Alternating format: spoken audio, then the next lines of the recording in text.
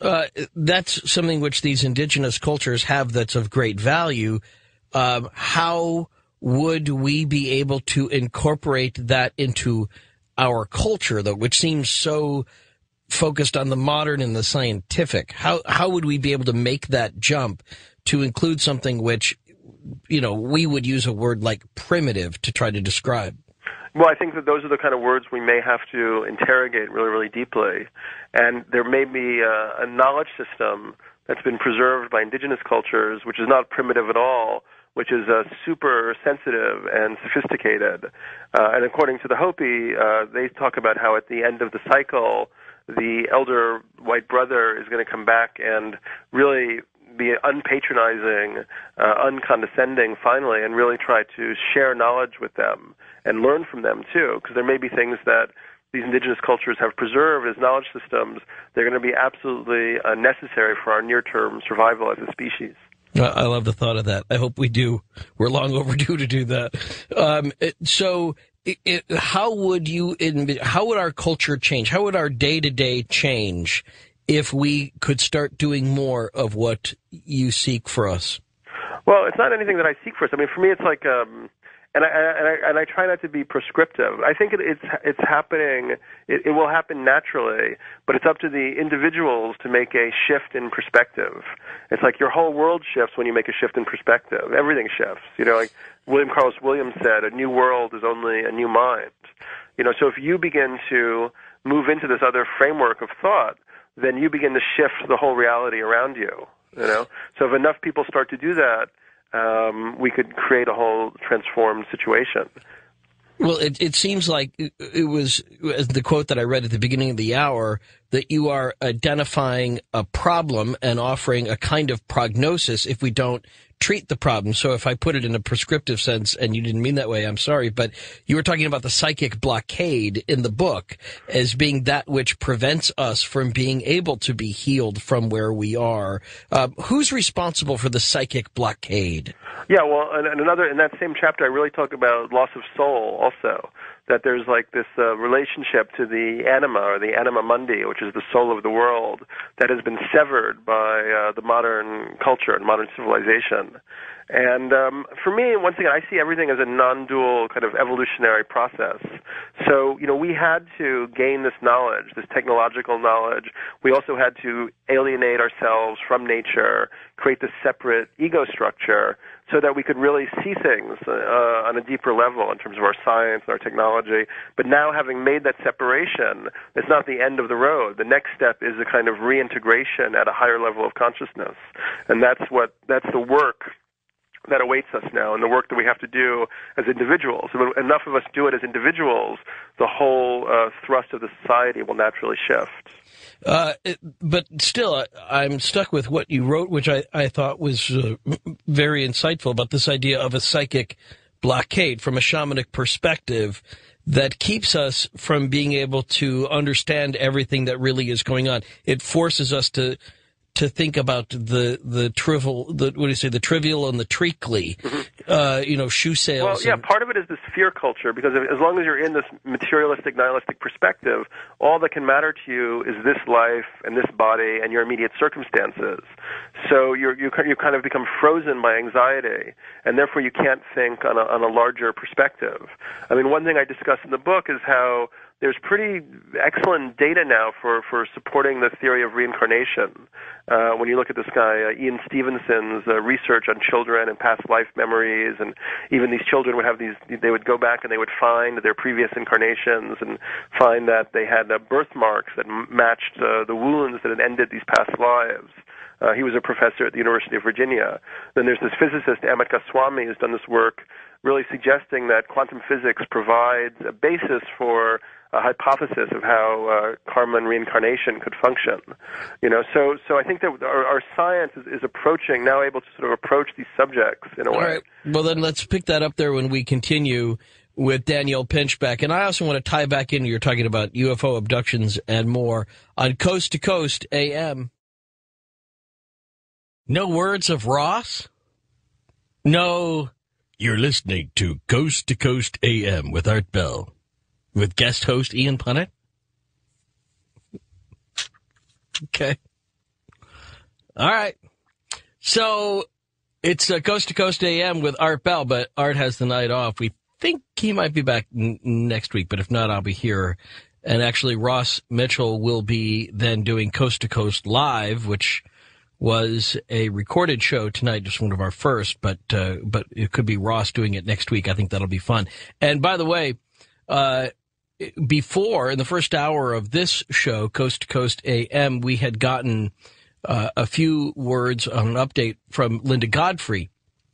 Linda Godfrey, journalist turned author who'd been working on these books about werewolves in the United States and tracking all of the various news accounts, reports, sightings of werewolves. And she had been experiencing one recently that she was on the trail of.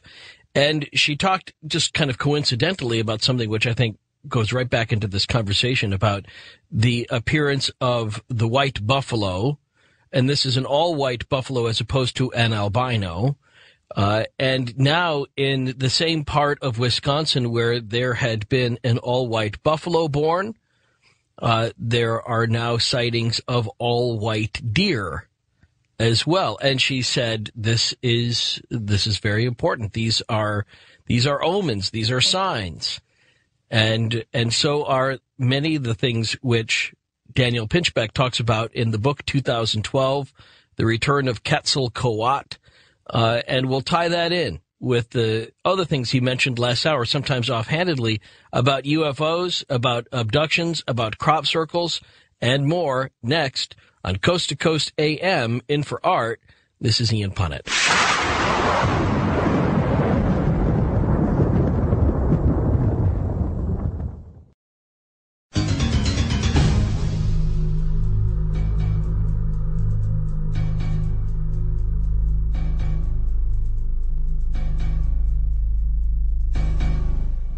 2012, The Return of Quetzalcoatl, author and wizard Daniel Pinchbeck with us on Coast to Coast AM. I want to go back to something you said last hour. I want to go back to about 5 things you said last hour, but the first of which is, just for the sake of argument, because I think you hit on a really interesting point. How would you define America's street drug problem in terms of what you have experienced with these other drugs around the world? That is to say, I mean, how do we look at the difference between drugs and medicines? Well, I think our street drug problem is actually a spiritual crisis. I mean, it's a manifestation of our spiritual crisis. People turn to these substances. I mean, first of all, it's absolutely natural to seek altered states of consciousness. I mean, as Andrew Weil and many other people have pointed out, kids, will naturally whirl around or hold their breath, or do anything they can to experience altered states of consciousness. So it seems to be a natural dispensation to being human that you want to have experiences of different states of consciousness. Now, when you sort of artificially legislate against that and create a culture where there's really no kind of opening to sort of spiritual or mystical realities, people will seek sort of degraded substitutes for those kind of experiences, and they'll take whatever they can get their hands on.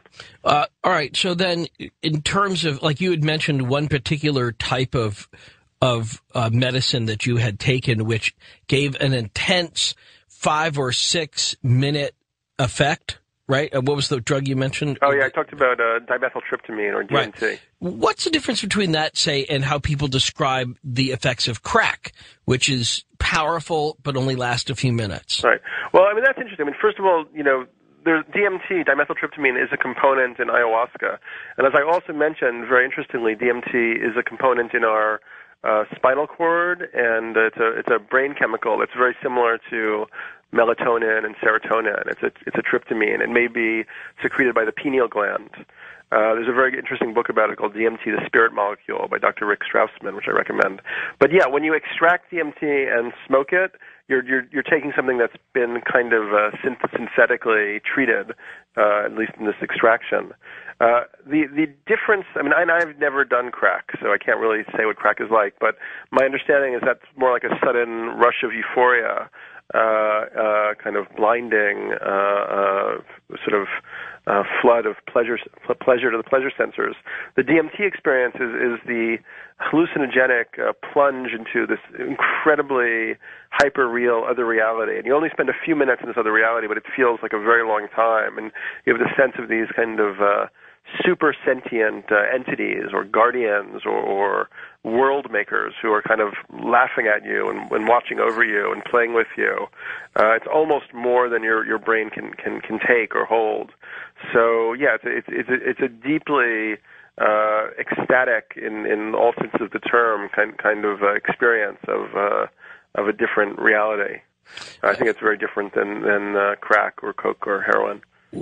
And over time, I mean, do these substances, these medicines, are they as addictive as are street drugs? No, none of the psychedelics are addictive at all. I mean, I've done DMT twice and would probably be happy never to take it again.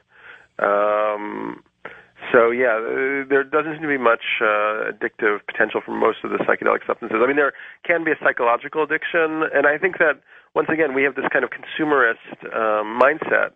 So anything that we explore, we tend to bring that mindset to, or if we get, a certain reaction, we want to go and get another reaction right after.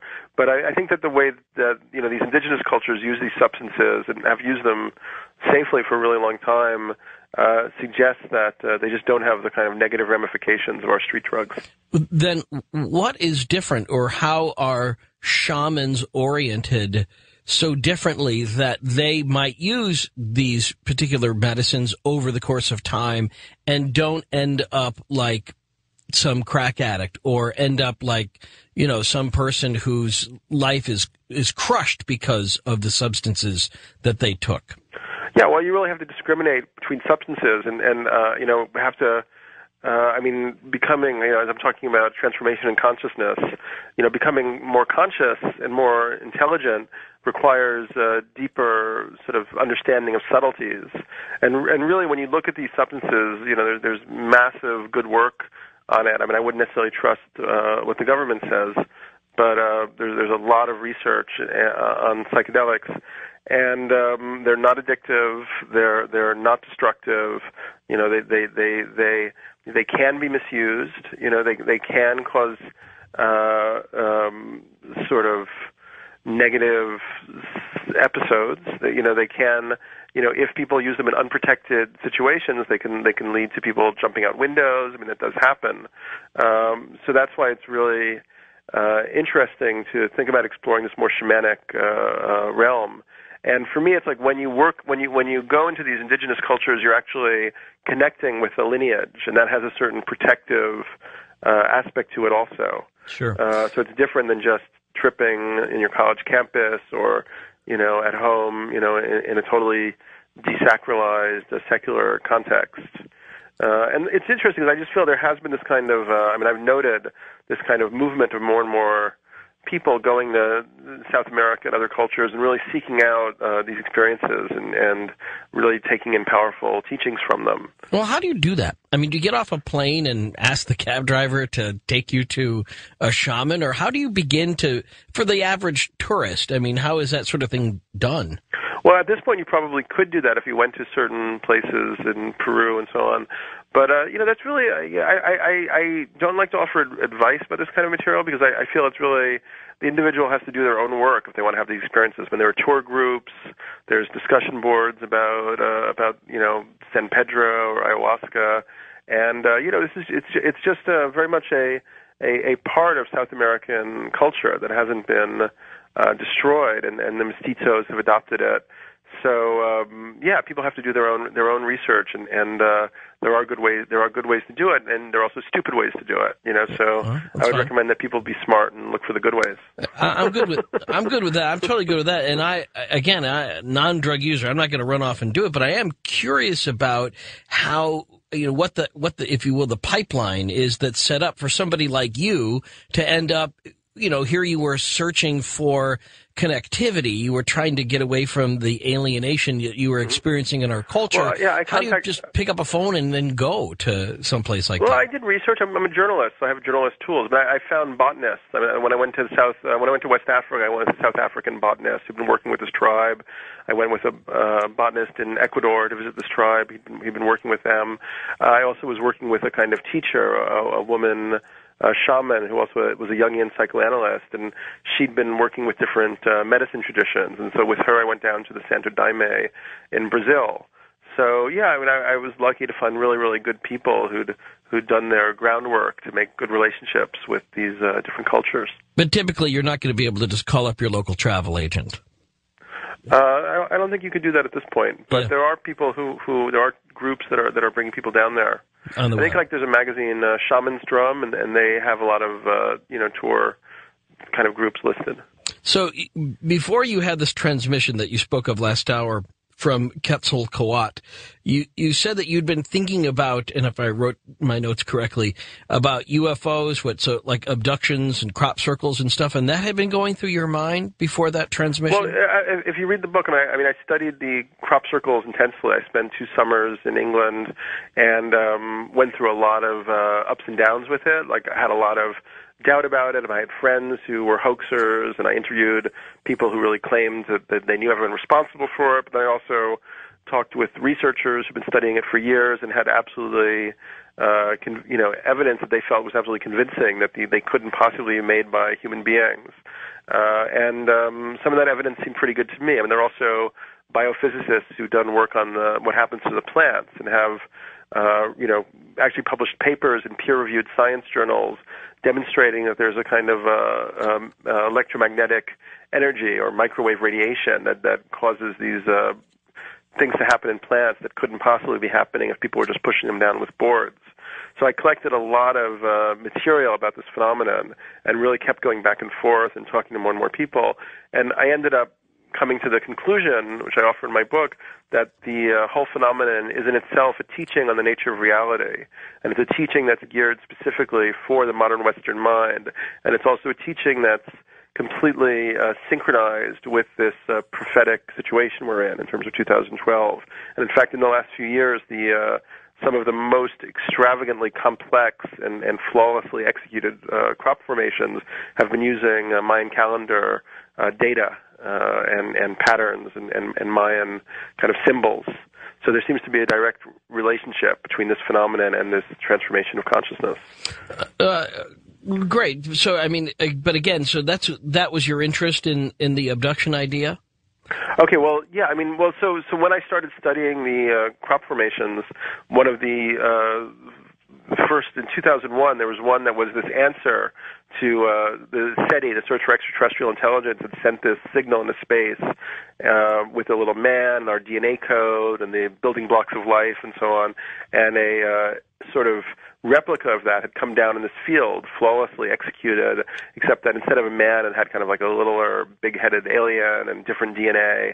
So that led me on a whole exploration of this alien abduction material, which I definitely never really taken seriously before. It also, I mean, I began to have certain dream experiences related to the aliens, and just really had to think deeply about it. I think it's actually, I mean, I feel that in some ways this new book, 2012, is a serious contribution to human knowledge, and it's subtle material, and it's hard to convey in just a few minutes in a radio interview. But I think that I've come up with a perspective on this alien abduction material, which will really help people think through it rationally and get a sense of what's going on. I mean, to sum it up, and I would say it's almost like these aliens are in a sort of, from a non-dualistic framework, these entities are both projections of our psyche and have their own sort of reality, maybe on a sort of lower dimensional plane from where we are. They seem to be particularly de-souled entities. The Islamic tradition talks about. They seem to be obsessed with our emotional capacities, which they lack. In a sense, I see them as a kind of bacteria or viral agent operating on the level of consciousness. And they also seem to be very connected to this prophetic shift that we're going through. I think that's very interesting. A bacterial? Did I hear you say? In a sense, yeah. I mean, I got very interested in William Owen Thompson idea about that there had been this. It's a lot to go into, but yeah, in a way, like a kind of a threshold experience for us to shift into this next level of consciousness. It's almost a kind of test or a barrier that we have to recognize that there are these entities from lower dimensions, other dimensions, and how they operate in our reality, and how, in a sense, it's like there's something very like there's a lot of pathos in a strange way to this alien abduction saga. I mean, just their kind of longing to commune with us, to connect with us, but also their kind of predatory malevolence. It's a very complex phenomenon, and we really need to bring our full awareness to just thinking it through and what it means about how we might be in future times in contact with different forms of consciousness than our own. Then how do we think of them as de-souled? Well, yeah. If you read the accounts, I mean, it's interesting that a lot of times we're brought up. Humans are brought up to play with their sad kind of hybrid human aliens or alien children, and they're telepathic. They don't speak. They project their thoughts.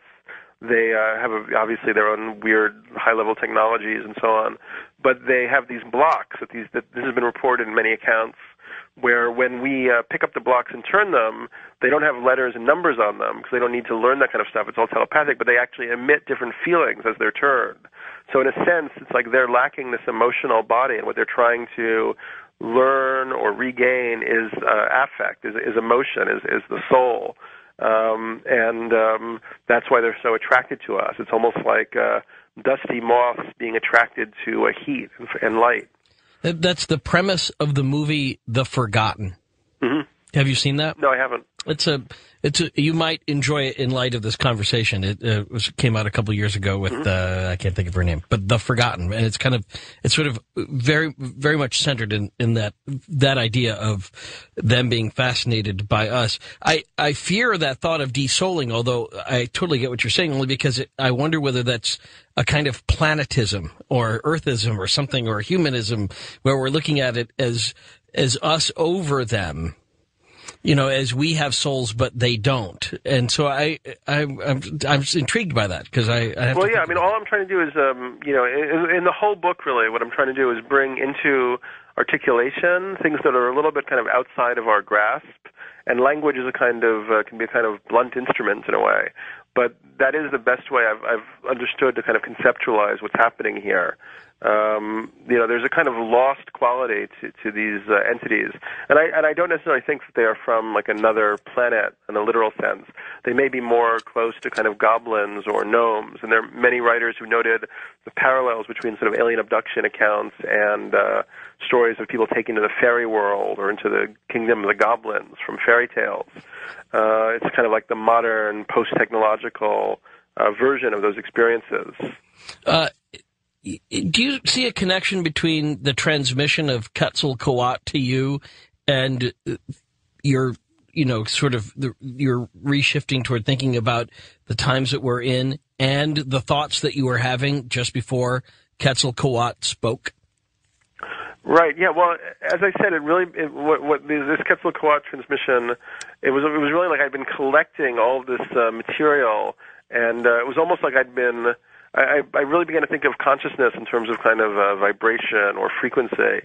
And it was like by doing all of this work, and I can really like hyper-focus. I mean, I can be a really mess in certain ways, but I'm able to become very, very disciplined and focused. And I've just been obsessively focusing on this whole paradigm, this whole level of information. And it was like I'd sort of begun to do the self-organization process.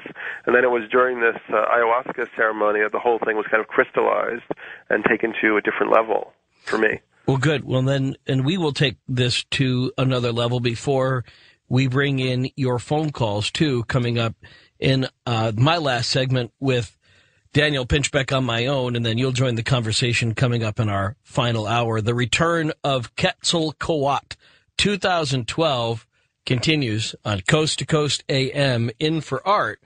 My name's Ian Punnett. So, Coast to Coast Live is ordinarily heard before Coast to Coast AM on Saturday nights. If you are unable to catch Coast to Coast Live in your town, you can always sign up for a stream link online at am.com. And while you're there, you can go back and listen to the archive shows on MP3. Just download those and enjoy them. We've had so many good ones. And in fact, this was going to be one of those.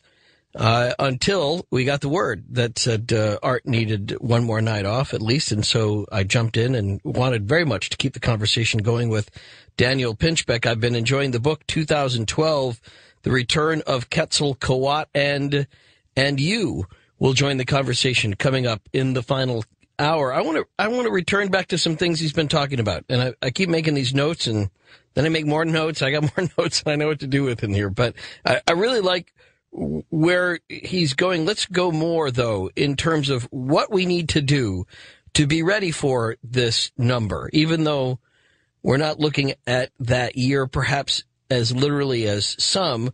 What should we be doing to change ourselves? I know Daniel says he tries to avoid being prescriptive, but there's a couple of parts in the book that I really want to go back to in terms of what it says that we're doing wrong. What might we be doing better or more right? Coming up next on Coast to Coast AM. In for Art, this is Ian.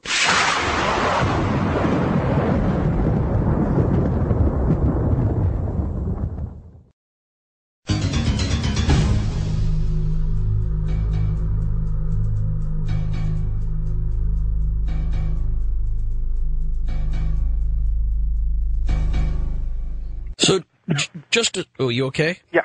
Okay. Just to sum up where we are with this, 2012, you're not encouraging us to take literally.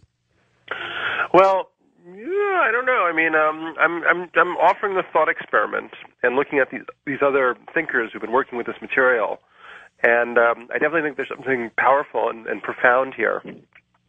But I think that the crux of the matter is going to come before 2012, and that's also in this Carl Johan Kalaman work on the calendar, that 2008 he proposes might be a kind of socioeconomic crisis, and it might be that in working through that crisis that we then form this like new level of consciousness, which would almost have to be embodied in new kind of social institutions and structures. I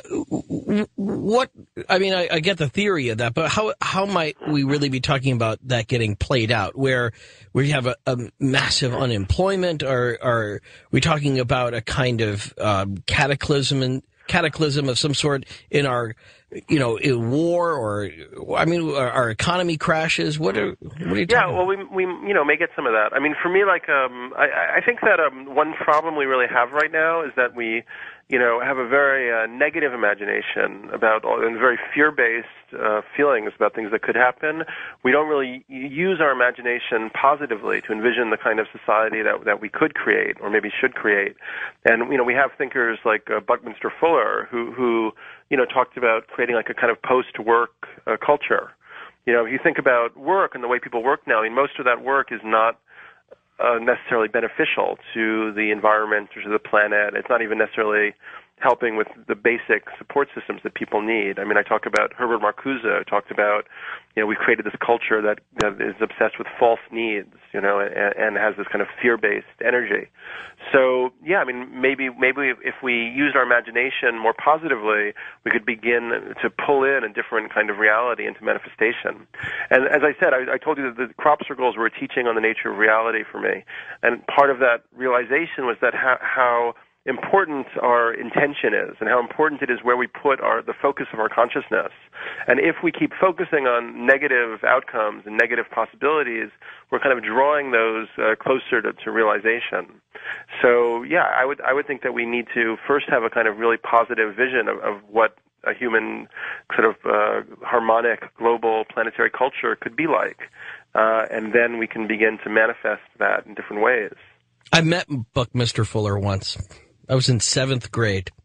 It was totally cool. I didn't know who he. I mean, we were given this crash course on who he was. He was coming to our school, And so we had to learn about it. We saw a film on it. But I mean, for years later, I wish I knew then what I know now about Buckminster Fuller. I'd have so many better questions for him than, do your friends call you Bucky or something? Right. Well, he talked about creating, I mean, it was only 3 billion people at that point, but creating a world of 3 billion millionaires where you'd actually be paying people, for the most part, not to work. We'd want to encourage them to be in their home communities and make sure they had enough food and could kind of engage in creative projects. I mean, really, since the 1950s, this kind of work culture that we've instituted is a little bit of a unreality or a delusion, or kind of a bad trip that we're on as a society. Because clearly, with industrialization, we could have really created a much more kind of leisure society. Is that when you think it started? Well, I think that was there's been major junctures all along, but that was one major opportunity. I mean, this is according to Marcuse, to really rethink the thrust of the civilization and begin to turn it in a different direction. I totally chime with that idea of a fear-based kind of economy and the way in which we think about our economy and preparing for disaster. I find myself prone to that all the time, and I catch myself doing it because I'm afraid of what's on the other side. But at the same time, too, I think, well, what if it's better? And how do we make that jump into something that could be better when, as you said earlier, some people in this culture are very afraid of death because they are enjoying life so much, or they don't know what's on the other side, and so we're having such a good time here.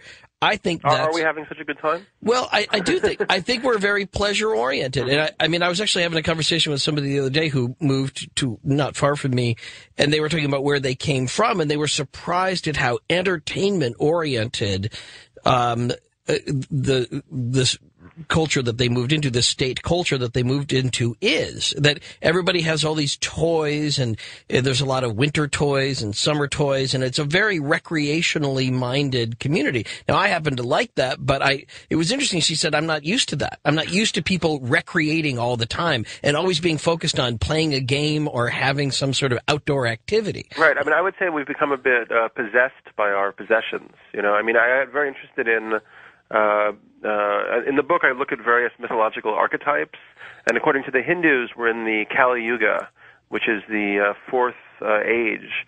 There was a kind of golden age, silver age, bronze age, and this is the iron age, which is the age of materialism and destruction. And Kali represents the kind of wrathful manifestation of Shakti, which is the deity that represents kind of feminine sexual energy. Who's the consort of Shiva, who represents kind of the masculine principle of consciousness and order and discipline. So, I got interested in this idea of materialism. If you look at the root of that word, it's mater, which is mother.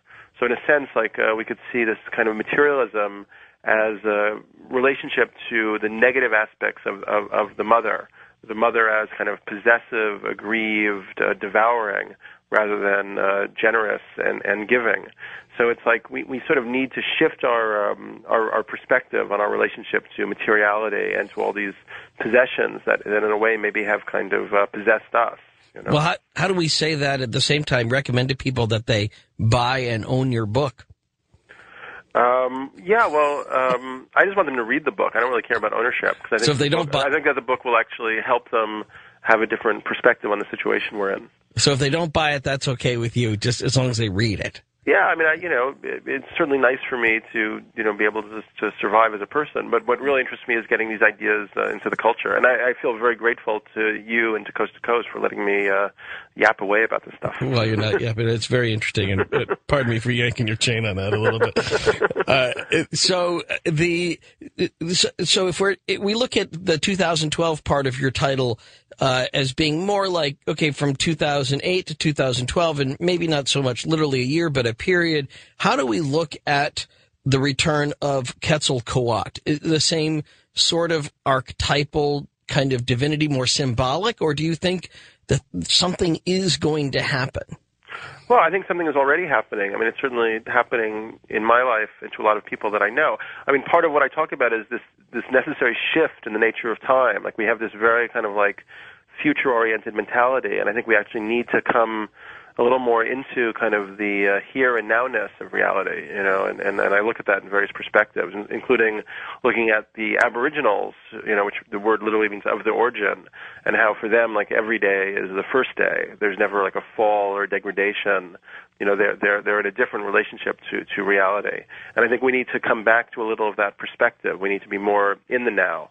But for me, Quetzalcoatl really represents this fusion of knowledge systems, which would be this merge of this intuitive, shamanic, lunar, certain sense feminine system of thought and being with our modern, rational, scientific, technological mindset. And I think it's in that fusion that we create this new form of consciousness, which will lead to a different relationship to the planet and will actually allow us to clean up the mess that we've made at this point.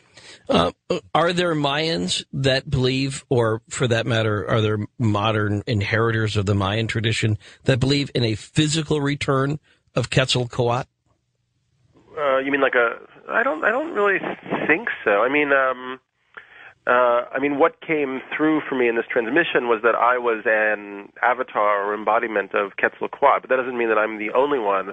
What it is really a kind of a form of consciousness, or a kind of level of consciousness, or a kind of openness to both sides of this equation of the intuitive and the mystical and the sort of rational, empirical, technological. So I think it really represents this fusion, which creates this new consciousness. You've mentioned the apocalypse, and of course we ordinarily associate that with a Judeo-Christian worldview on revelation, on the idea of God. There's some sort of cataclysmic event in a divine sense of good and evil, and yet you are not a dualist, as if I keep going back to that thing you've mentioned a few times. So how does this sort of thing, you mentioned you have a couple of biblical references in here, how does this track with a biblical understanding of the world? No, I think it's perfectly in alignment. I mean, that really shocked me. I mean, it's funny because, I used to be, as I said, a secular materialist journalist, and now, in certain respects, I kind of agree more with the kind of fundamentalist recognition that we're entering, or we're already in, this kind of apocalyptic framework than I do with kind of the secular materialist perspective that couldn't possibly be happening. However, I think that their relationship to this idea is a little bit kind of atavistic. They're kind of believing that just belief in the Christ is enough to kind of ensure your salvation. For me, it's more that what Christ is doing is embodying a kind of way of being where you act from this sort of higher self perspective, this ethical level, and also this kind of immanent level where you act in the present to bring about the best possible world.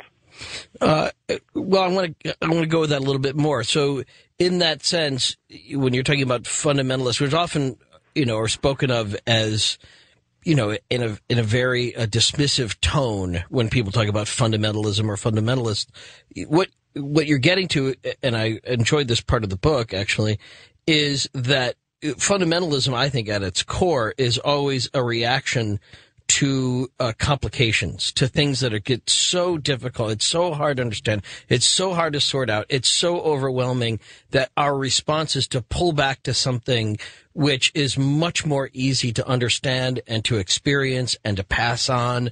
And it gets us out of the complication of particularly of modernity. And so I saw that parallel too in what you were talking about, that rejection of the artifices of modernity, and how you were living your life in that cocktail crowd, as you spoke about earlier.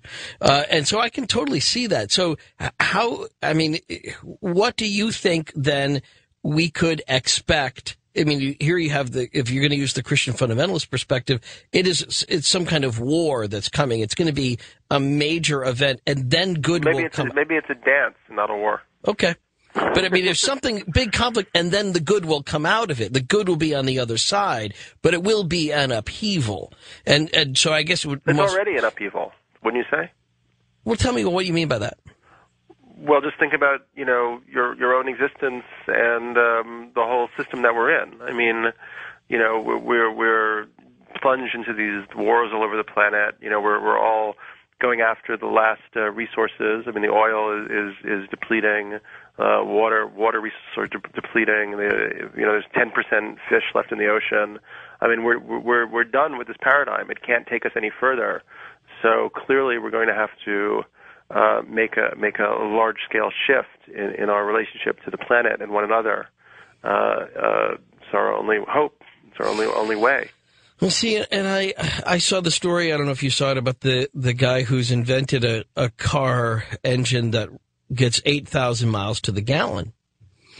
And he's entering it into one of these competitions, one of these academic competitions or something where they've offered a prize for the most efficient engine.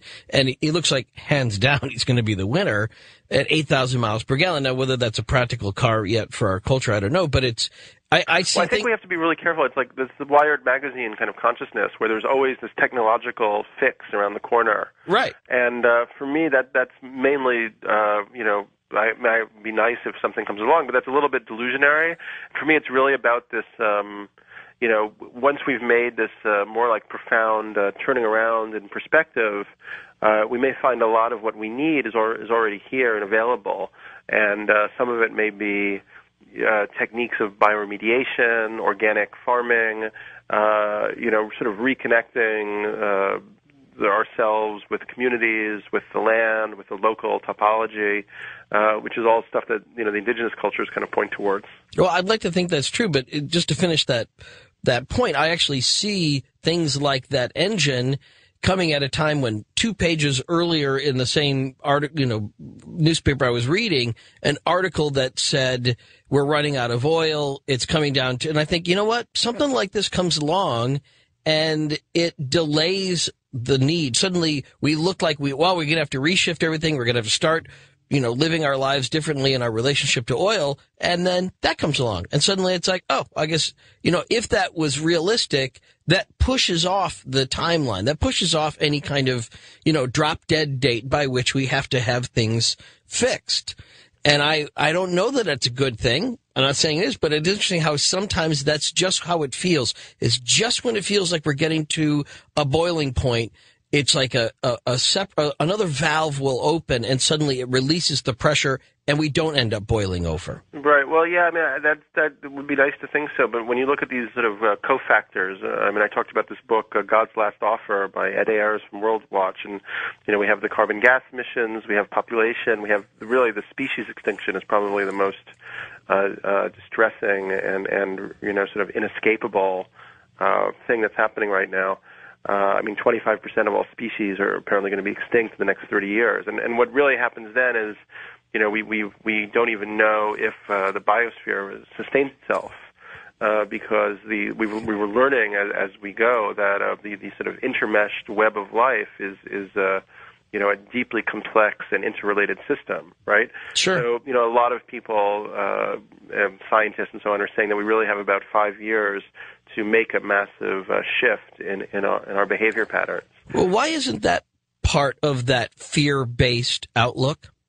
Oh, well, because I think that it's going to be a better situation once we make that shift. But I really don't think that people are, for the most part, particularly happy in this system. I think that they're having this domination by this kind of fear and anxiety mentality. And that's why, for me, it's like unless you get this psychic and mystical and sort of esoteric piece of the puzzle, you're kind of stuck. You're kind of nowhere. But it's only when you begin to pull that into your consciousness and into your awareness, then the whole thing begins to make sense. And you have a whole different perspective on what's possible.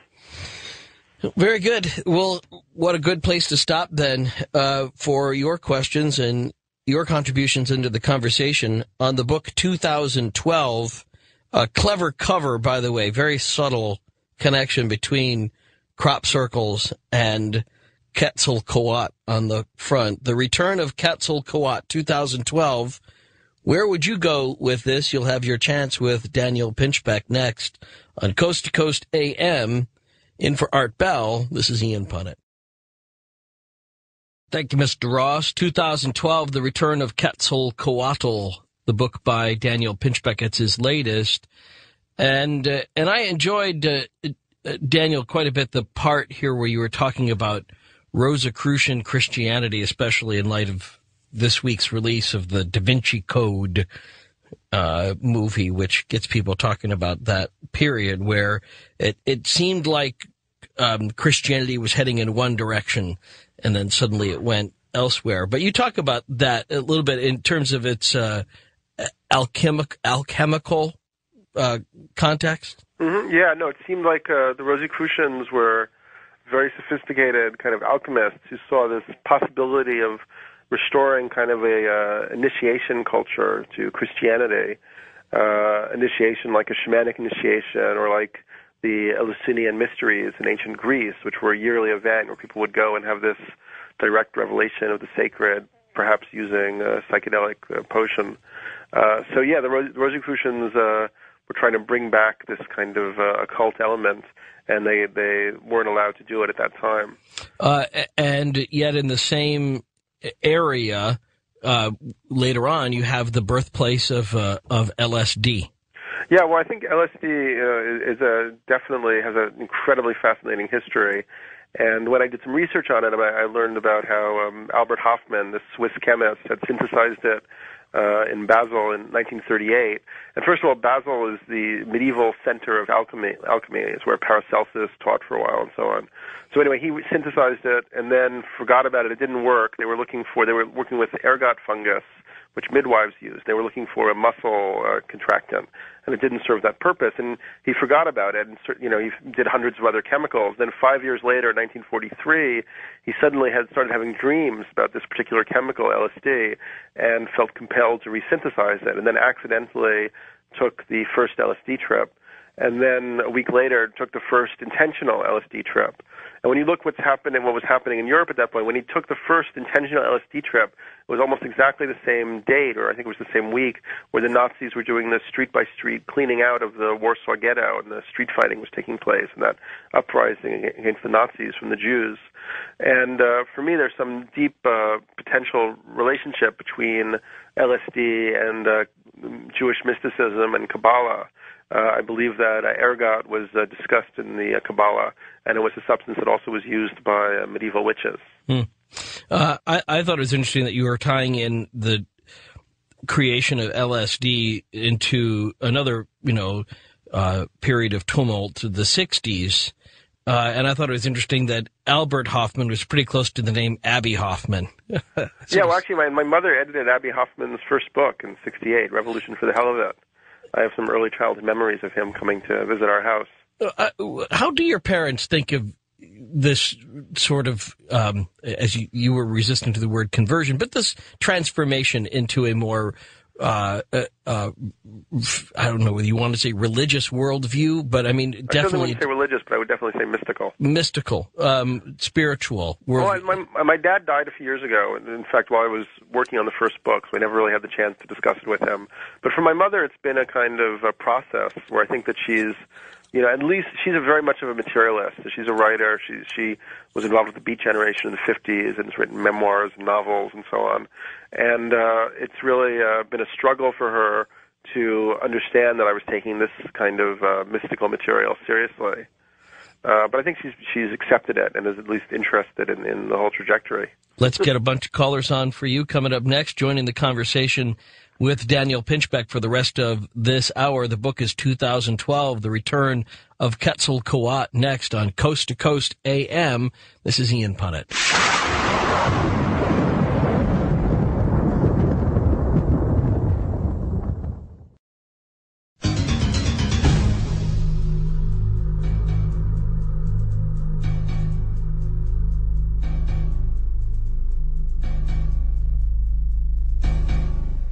Everybody wants to get in on the conversation. Let's start with Justin, west of the Rockies, for Daniel Pinchbeck on Coast to Coast AM. Justin, you're talking with Daniel. Pleasure as always, Ian. Thank you. And great show, Daniel. I wanted to make a kind of a comment or a point that I think it is really great for people to be open to this kind of spiritual kind of thing, and unfortunately, unfortunately, because of the way, drugs are viewed in our society, a lot of people either don't have access or, wouldn't seek access to that means of gaining knowledge of that other spiritual side of ourselves. But I think if people open their mind up to that kind of thing and just pay attention to the little things. I mean, every single day I notice just small coincidences and just little things here and there that go on that kind of give you clues that there's some more kind of an underlying spiritual thing going on, something going on, other more than meets the eye to life. Okay. And then I was curious if you had listened to anything that Ed Dames had to say, especially about what you were saying about crop circles, that he, that they're who they're made by, and that he's actually says that he can predict now, him and his remote viewing team can predict when they're supposed to be formed, not the ones that are hoaxes or made by humans, but the next actual genuine crop circles. All right, Daniel, what do you think about that, Daniel? First of all, I thought his first point was really good. And I don't think that, I don't really, want to even advocate psychedelics. I think there's a lot of ways to get to these other levels of perception and really just being more conscious and more aware of what's happening, these kind of tactile hints and clues that sometimes we get. I think that's a good point. And I don't know Ed Dane's work on crop circles. I do know that there are people who, say that with remote viewers or psychic help they can predict them or be in communication with the crop circle makers. I heard a nice story about this guy who was researching it, went to a psychic channel who then channeled the crop circle makers, and he asked them, so what do you think of human beings? And the crop circle makers answered, why, we think you're hilarious. Basically, they see us kind of as like bumbling around, like sort of Laurel and Hardy characters in an old silent movie that we just can't quite get it together yet. Thanks, Justin. And let me ask you, though, Daniel, what are some of those other ways, then, that people can access this without drugs? Well, I mean, certainly meditation, yoga. I mean, I think there's we've seen this huge surge of popularity of different Eastern disciplines. There's also shamanic techniques that don't require substances. There's drum circles, but really, ritualized, intensified drumming, where that's part of a means to attain altered consciousness. There's also holotropic breath work, which is a really amazing modality, just using the breath to attain visionary states. And good old spinning around in the front yard. Exactly. Lawn. Yeah, exactly. Yeah. Mike on the wild card line. Hey, Mike, you're talking with Daniel Pinchbeck on Coast to Coast AM. Good evening, Daniel, and the Ianator. Yes, thank you. Daniel, we missed you when Graham Hancock visited New York promoting Supernatural last November. For some reason I couldn't make it. I think I might have been out of town or something, but I'd still love to meet him, definitely. A spiritual teacher, Barry Long, his core message is to stop thinking. This is to be in the moment like an athlete in the zone. John Lash, a guest that's been on the show, says that the Gnostics called the aliens the archons, and Lash says the archons manifest through our thinking mind. He said the Gnostics warned against thought-based stories called religions that could lend towards competition, and to either remote view or even feel your heartbeat. We've heard that quieting the mind will help cultivate this inner awareness. So, Daniel, I've had strangers in our local metaphysical bookstore say it's actually impossible to stop their thinking. And I feel this exemplifies possibly your psychic blockade. People wanting, I'm almost done, people wanting a bigger house and a newer car want to be told that aliens and crop circles are hoaxes so that their message, that any message won't conflict with the message of thinking about what they want to get, that they have going on in their head like a mantra all the time. So I can't see how more cleverer thinking is going to get us out of this robotic mindset without a seriously directed personal experience for everyone's edification. Right. Your feeling, please. Yeah, I disagree with you in a sense, because I think that To reject thinking, to me, would be regressive. I really, Rudolf Steiner is somebody I talk a lot in my book, and I'm really interested in his conception that thinking is a spiritual path, and that's what it is for me. I think that, thinking is very much part of our Western tradition and part of our philosophical tradition, and actually we need to apply thinking and more cogently and more deeply to our situation on many levels. So for me, thinking is a spiritual path, and I think it's an honorable one. I wonder, he's making an interesting connection between thinking and obsessing over the construct of a bigger house, a faster car. And I can see why he makes that connection, but I don't know what we do with, Descartes and his reality model of I think, therefore I am. I think to some degree we have to acknowledge that we are who we are, and we know who we are because we can think it to a degree. It doesn't mean that it has to go all the way to, the kind of ultra-materialism that makes us obsessed with thinking and creating constantly all day long. I think there's a way of turning it off or turning it down without turning it off, maybe better phrase. Yeah, well, also I think there's there is some element of necessity in this understanding of this intuitive kind of mind, and that, or it's not even really in the mind. It's a sort of this intuition, which is this kind of flash of insight that comes from like another domain, and that there's something about resting in that intuitive zone, which is absolutely necessary, right, and requires a kind of its own kind of discipline to learn how to do. But you can rest in it. You don't have to be active in it. But it doesn't mean you're not thinking. You're just resting in your thoughts. Yeah, I think like for me, it's really like it's a little bit like the ego. We just have to have a different perspective of the ego. A lot of people sort of think about to become spiritual, you want to get rid of the ego or lose the ego. But for me, the ego is a necessary element. So it's not about losing the ego. It's attaining the state of ego freedom, where you recognize the limitations of the ego, that it's a kind of lens, and all the thinking that goes along with having that ego is part of your constituency. But it's not something to reject. It's just not to see it as the be-all and end-all. It can be its own kind of comedy. Exactly. Wildcard line, Tara for Daniel Pinchback on Coast to Coast AM. Yes, pardon. Good evening, gentlemen. Good to hear your voice, Eon. A fascinating program. Keep up the good work, Daniel. A point of clarification, a comment, and, the points that I'd like them to touch over for the rest of the morning. Well, you may not get all of those in, so be careful to choose the ones you really want. When you said you haven't taken any drugs, I think you meant you've taken antibiotics at some point. I think what you meant is you haven't taken any plant medicines, because the classic definition of a drug is what comes over the prescription pad. But the larger point that I want to make is that it seems that there's something missing in all of this, and what it seems to be is what somebody like Tim Weiss or Dr. Francis Cress Welsing, or more recently Gabriel Oyibo, Oyaibo. I think he actually has a mathematical equation. What seems to be missing is the fact that we're dealing with a European supremacy in terms of the world view. And I think that's something I know Greg Braden was recently with Lisa, and he mentioned about the fact that the library in Alexandria was burnt down.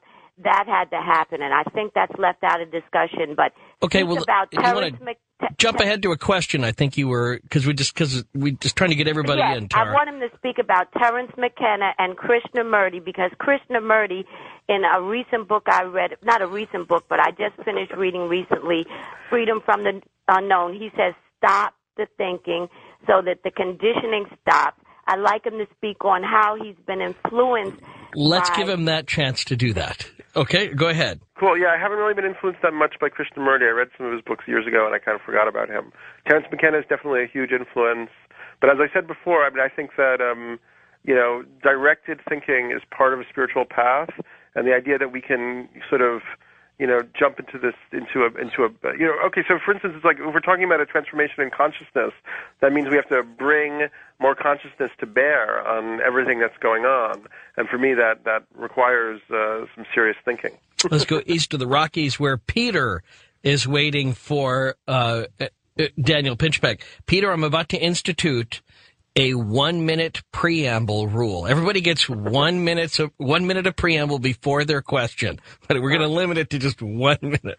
Okay, and hi, Daniel Pinchbeck. This is Peter from Dearborn Heights. I've triangulated the end times by 3 prophets without no spiritualism, and I'm an edifying prophet. Okay. And basically Nostradamus in Century 10, Quatrain 74, he said, the year of the great 7th number revolved. Okay. And basically, so that means 207 probably. It will appear at the time of the games. Now, just remember the word it, of the hectocomb, not distant from the great millennium, which is 2000. So now we've got the year 2007. Okay, got it. So basically now if you go to the word it, if you go to Daniel, and it waxed great, even to the host of heaven, and it cast down some of the host of the stars to the ground, okay, and stamped on them. So therefore it's saying that extraterrestrials have been shot down by us, and it is the beast. And that last part of the triangle was? And the last part is John in Revelations, where he also in Daniel it tells you that this here man that magnifies. No, we're already in Revelation. Well, let's finish Daniel. He lasted no. Let's finish this. 2,300 days, which is 6 years, 3 months. Okay, I understand. Now you go to Revelations, and you've got chapter 11 of Revelations, and this here. You're over my 1 minute rule. See, you agreed to a 1 minute preamble. Okay, well, then you just kept on going. Well, I'm sorry. Yeah. Okay. It's very tough to get through. You know what I mean? I know, but I feel like this is very selfish of you because there really isn't a question in here yet for our guest. Well, the thing is, I just want to see if he agrees with me that he is a spiritualist. He believes. Is he a Christian? I don't think so, but go ahead, Daniel. Does that make sense to you? That kind of triangulation? Well, yeah. I mean, I just for some reason I've never really vibed to Nostradamus. I just can't really go there personally. Maybe it's really important, but for me it's just I also had to sort of limit my investigation at a certain point, and I sort of chose my angles in a sense. So yeah, I get a little sort of leery of kind of literalization in certain respects.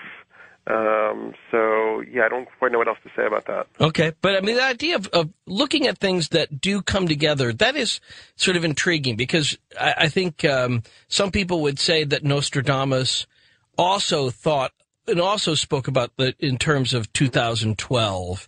And so, that's not if that's true, that's kind of a cool, if nothing else, coincidence. Yeah, it could be. I mean, for me, I really got, when I went through all of this investigation, I got very interested in Nietzsche's kind of looking at truth as not being necessarily like there's a singular, unified, ultimate truth. The truth might be more like a system of values, like a painter uses values in a painting. Sure.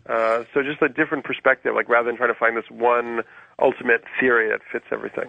I'm glad to have people come in with their points of view, but if it's not really a question for Peter, a question for Daniel, I hope we can just keep those comments shorter so that we can get to all these people who do want to talk and do want to ask Daniel a question. I want to get involved in that coming up. I mean, it's important that you get your point in, but also let's make that be a point for everybody and not just grabbing the microphone when you get a chance, because we want to make this a conversation, not just a series of lectures. And 2012, the return of Quetzalcoatl will return next on Coast to Coast AM. This is Ian Punnett. I disavow any connection to that bumper, by the way. I still shudder at the thought that poor Gene Kelly was involved in the production of that movie. Coming up, more with Daniel Pinchbeck and your comments and your questions. Looking forward to more of the latter in particular. And joining the conversation here, there's so much rich material that I just I hate to waste it. And so Daniel Pinchbeck coming up next, and you, hang on, we'll go first-time caller line and then international, and then wherever you're going to take us next on Coast to Coast AM. This is Ian Punnett.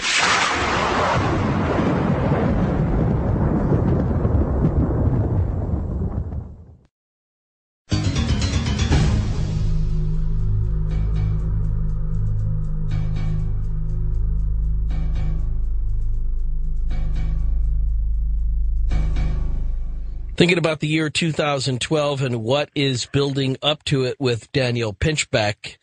And John is on the first-time caller line for Daniel. Go ahead, John. Hey, y'all. Y'all are very dynamic in both of y'all's perspective, but I have a question for Daniel, and it is, how does he know he's not riding a dead Quetzalcoatl? Yeah, I don't know. That's good. That's a wonderful question. I mean, basically, like, I feel like I've been on this 10-year kind of journey, and it kept opening up, and the story kept unfolding, and I used all of the, kind of means at my disposal to understand what was going on. But, it's open to the reader, and it's open to doubt, and in a sense, the proof is going to be in the pudding. And, if everything is going according, if the system is still rocking along and somehow all these predictions are wrong, and I'll adjust. I'll be a laughing stock. But hey, that's life. Actually, that's called disconfirmation, and it's a word that's often used and discussed in religious history. Disconfirmation, and so many of the biggest religious movements had a period that an epoch, some age that they were going for, and then when it didn't happen, then they do readjust and they kind of reorient themselves around the reality that they were wrong, and yet they still survive somehow. So what would be that time? What would be that year where you start to think, maybe I was wrong? I don't know. We'll just see how it plays out. Basically, as I said, for me, I've confirmed this kind of mystical understanding of reality. Right. And one thing I've figured out is that the world is a great work of art. And God is not only a great artist, but he has an incredibly good sense of humor. So, however I can, sort of envision how things might turn out, I'm sure it's going to be both more aesthetically interesting and funnier than I can possibly imagine. Well, I love that idea. But if it's 2016 and we're all still driving SUVs and nothing's really changed all that much? Well, I really don't think that that's possible. I mean, unfortunately, just when you look fundamentally at the level, the sort of rate of change that's happening on the planet and the negative effects of our rush towards globalization. I mean, when China and India, gear up and get into the picture, there just ain't going to be anything left.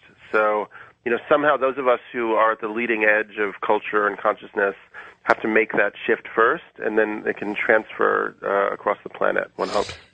International line, Roz is hanging on for Daniel Pinchbeck. Go ahead, Roz.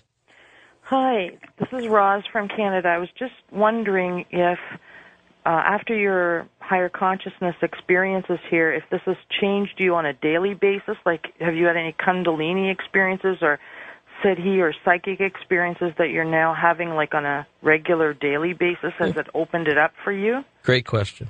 Yeah, I mean, I would say so, although I haven't really pursued that. I mean, what I've actually been pursuing is almost in the opposite direction. Like, I've been starting a new company, which is called Evolver.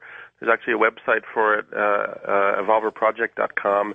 And almost it was like, having understood all this stuff, it seemed almost like the most shamanic thing I could do was almost the most practical thing I could do, and actually try to start a company that would address these issues. Create a business plan. That was a very shamanic act for me. It was like thinking about corporate reality. Yeah. Because for me, it's like if the globalization and this industrial, post-industrial corporate culture is what's the greatest poison on the planet. In alchemy, the way you transform poison is you turn poison into medicine. So it's so poisonous because it's so efficient. So the question is, can we use that same model of this corporate culture, but use it to create a positive vision of the future and actually tools and techniques for transforming the reality that we're in. And that's what we're trying to sort of come up with Evolver. So don't hire a consultant, hire a wizard? Well, I mean, of course, I was cracking wise about the wizard, but well, I meant that. I didn't mean that to be disrespectful at all. I actually think that's a great idea. I mean, what you're saying is you're asking for an otherwise sort of traditional business hierarchy to think outside of their box, and you're the guy that's going to. I mean, am I asking? Are they going to bring you in to force themselves out of their comfort zone? Well, I would imagine. I mean, I think that, I like the name Evolver, I think, is very significant because it's like anybody who comes into the field of this company or in the field of these ideas that I'm representing, I think is being forced into a kind of questioning and evolutionary and potentially transformational process. So that's what I feel like I'm sort of embodying in a sense now. But what will they get for their money is what I'm really coming down to, is what if they hire you? Oh, well, we're in this company, we're planning to make money. We have this whole plan to do a kind of media and membership organization, sort of on the model of National Geographic or AARP for retired people, but actually about consciousness, ecologically sustainable business, alternative energy, really trying to plug people into a whole new paradigm and then creating a membership program where we can use the social network abilities of the Internet to sort of help a kind of shift in consciousness. Very cool. Thank you. Wildcard line, Jim for Daniel Pinchbeck on Coast to Coast AM. Jim? Hey, good hanging out with you guys tonight. And you. Hey, anyway, I believe everything has a spiritual side, every day. But I've been hearing about this new religion. So it's supposed to be coming out of this country, America, in the next couple of years. And I was wondering if you could comment on that, if you've heard anything about that. And I think that all religions have something in common. If they could just agree on these certain key things. Well, help me understand what you mean when you say a new religion is coming out. You make it sound like a new album coming out or something. Well, I heard it on George Norrie the other night. It's right. One of the predictions, and something's supposed to be coming out. Is it really a new religion, or is it just simply, do you believe, just a revival of something very old and ancient? And always take your comment off the air. Okay, good. Cool. Yeah, I don't know. I mean, for me, I'm hoping that the new religion will be like the religion of common sense. Like just people kind of a kind of awakening process on an individual and a collective level, sort of a collective level. I mean, there's a way that we've been a little bit zombified by this culture we're in with all of its entertainments and distractions and so on, and we're really going to have to pull ourselves up and make a deeper, attempt to understand the situation we're in on all these different levels and then address it. Because these changes seem to be upon us and they seem to be coming faster. Wouldn't it be really disappointing if the new religion was all built around a love of like Topher Grace or like some actor or actress of the day or something? I mean, we get to this great big thing, and so often, as you point out in the book, we end up going for the trivial, just as we just seem so focused on that. I would love to think that we'll get something big out of it, but I'm skeptical. Mm-hmm. Wildcard line, Kelly is on for Daniel Pinchbeck on Coast to Coast AM. Kelly? Hi. I have a question for Daniel. I was wondering if he was aware of the correlation between mental illness and mystical experiences. Great question. Mental illness and mystical experiences? Yeah, for sure. I mean, I think that in our culture, a lot of stuff that for shamanic cultures represented kind of access to higher consciousness or other consciousness ends up leading to mental institutions. I mean, if you think about like Black Elk Speaks, the Lakota medicine man, he'd had all these visions when he was a kid and out-of-body experiences. And, if that had been in our culture, he would have been given Thorazine and wrapped up. But in the Lakota tribe, they actually acted out all of these visions and saw them as very important to the future of the tribe. So there's kind of a different orientation to these kind of experiences and even things that we would associate with schizophrenia or psychoses. And my understanding is that in a lot of indigenous cultures that have kind of preserved their old ways, there's a much lower level of mental illness than we experience in our culture. Does that speak to your question, Kelly? Yeah, well, I was calling because I had what was labeled as a psychotic episode 4 years ago. And I've come to realize that it was a spiritual episode.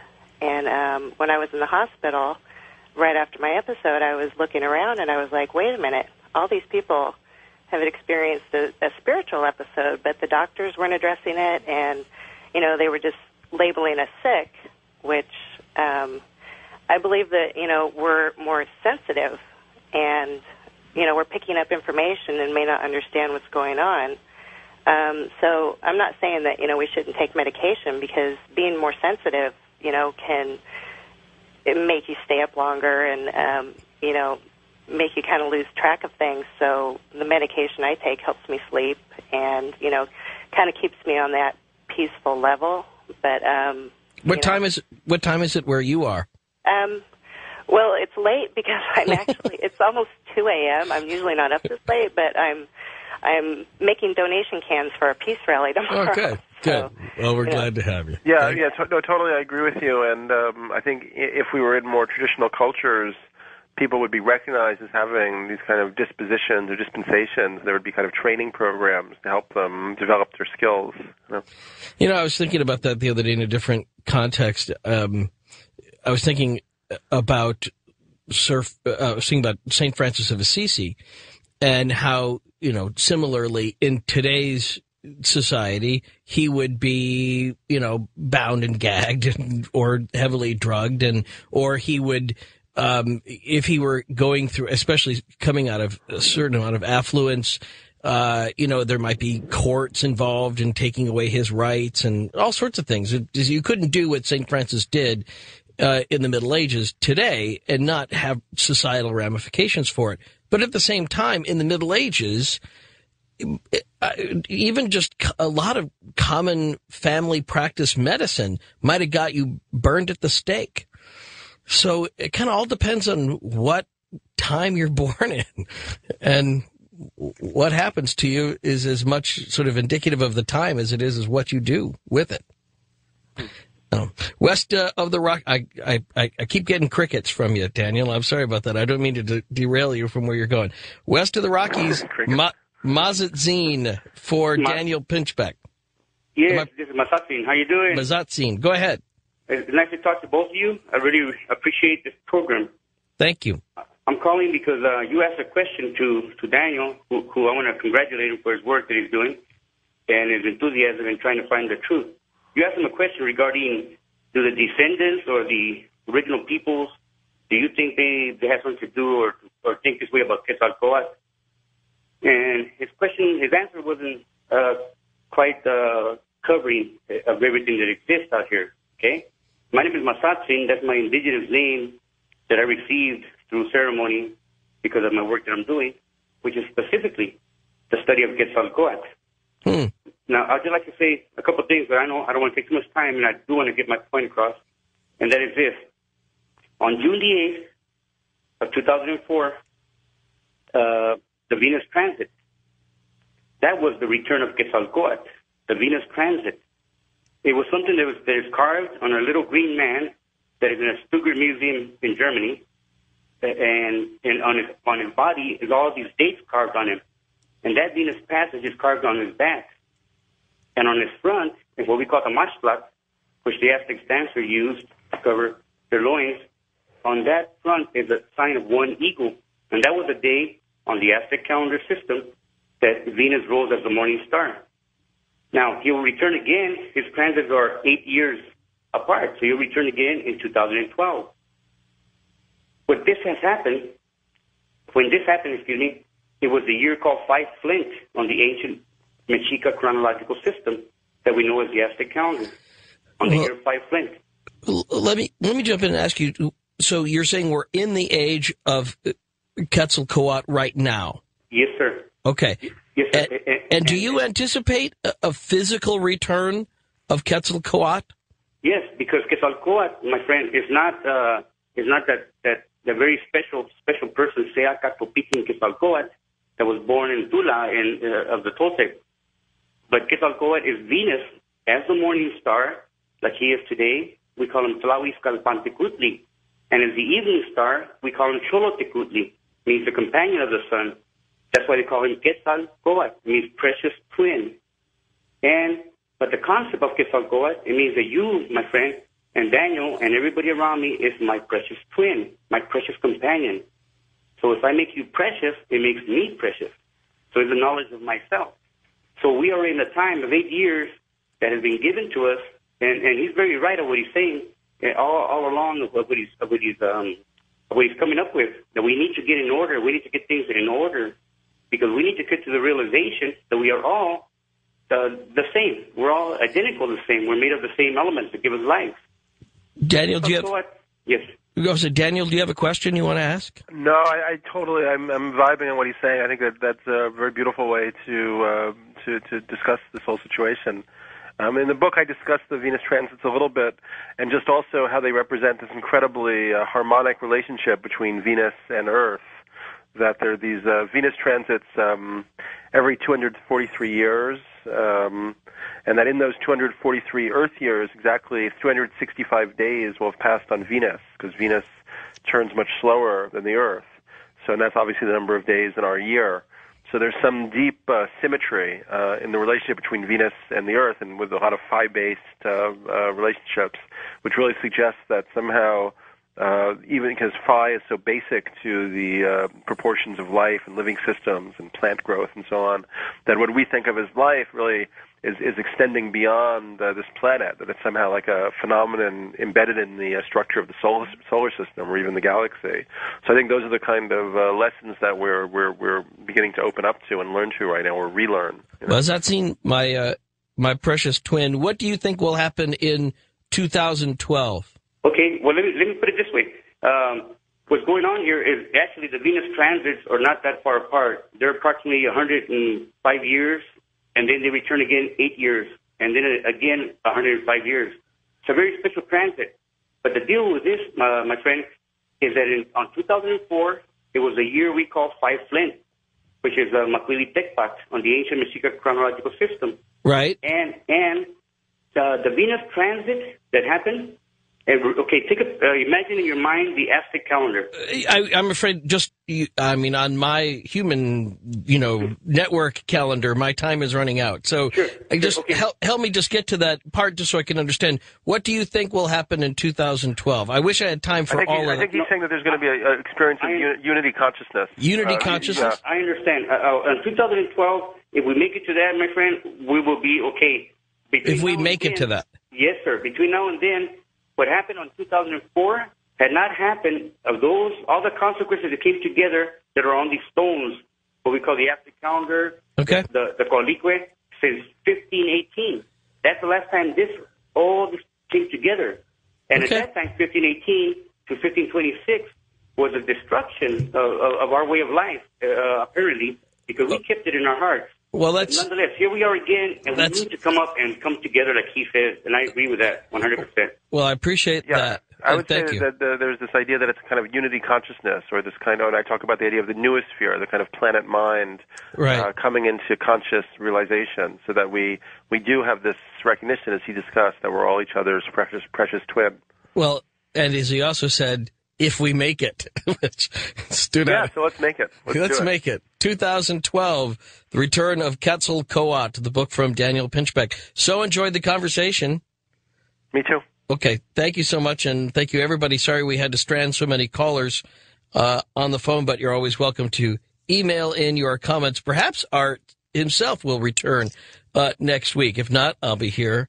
And in the meantime, Deus te amat. And I